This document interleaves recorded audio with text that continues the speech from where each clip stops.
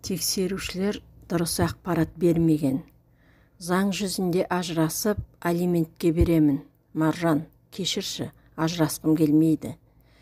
Менің үйімде, әкем орналастырған қызметте, емін еркін көңіл көтеру қолайлы. Ажыраспасаң, қасыңдағыға қалай үйленбексің? Оған неге үйленуім керек? Оның күйеуі бар. Өтірікті де адам иланатындай қисынымен айтсаңшы, табансыздығың, тайғанақтығың, екіжүзділігің жыныма тие бастады. Қолыңмен істегенді мойныңмен көтеріп, нағыз ер азамат сияқты ағыңнан жарылсаң, мүмкін ойланар едім.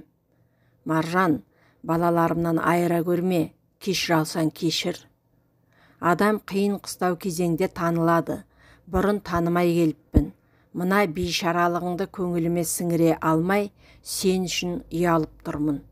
Маржан, қандай бейшаралығымды көріп тұрсың, бұрынғы сол асланмын.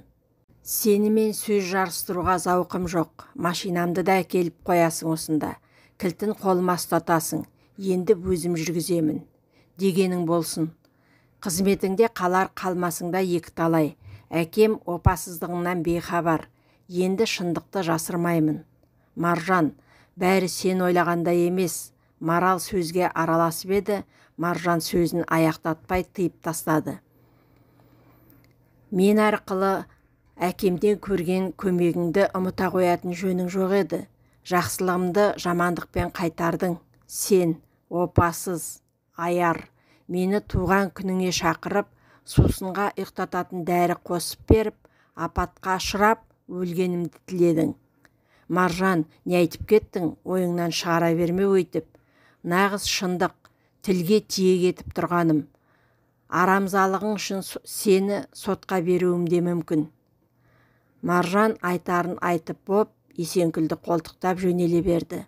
Бұлай шыға бере Есенкүл, Маржан, Маралдың сусыныңа ұйықтататын дәрі қосып бергені рас па? Деді. Рас, қанның құрамын тексергенде анықталды. Айтарға сөзім жоқ. Біздікіне барайық, Есенкүл.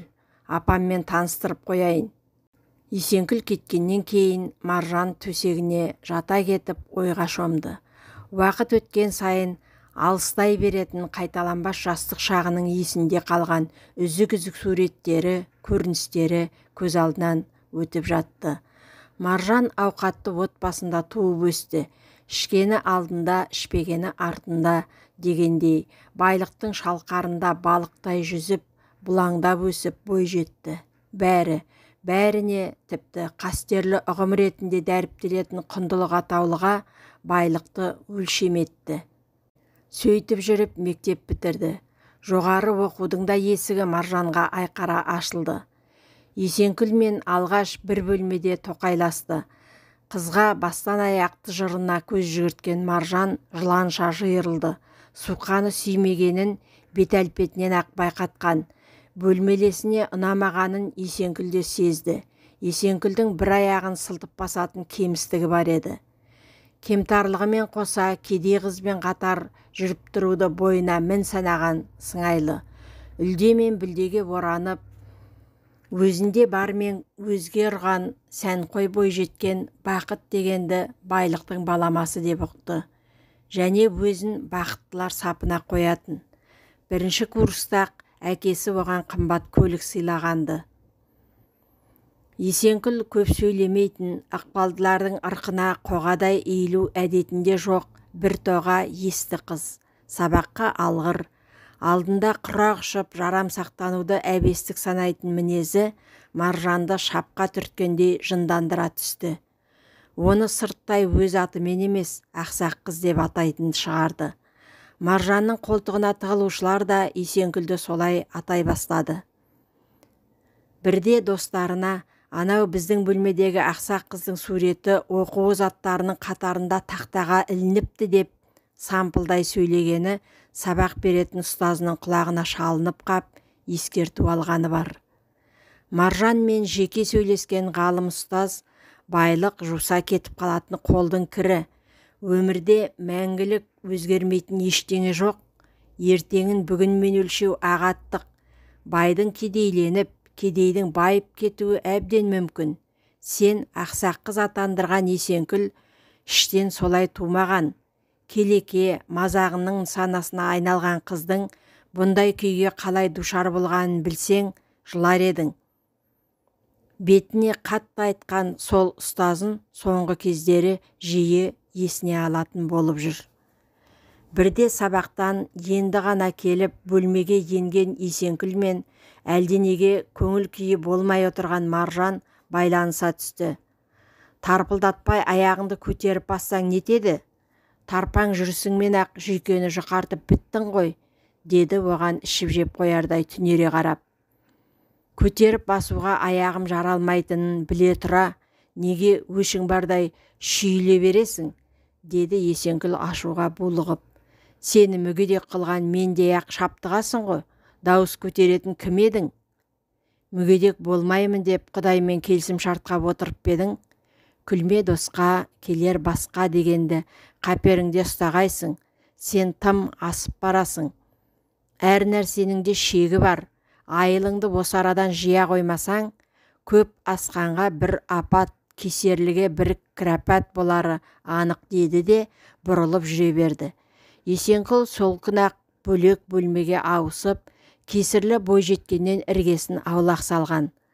Жаңа қонысының байырғы тұрғындары соңғы курс студенттер екен.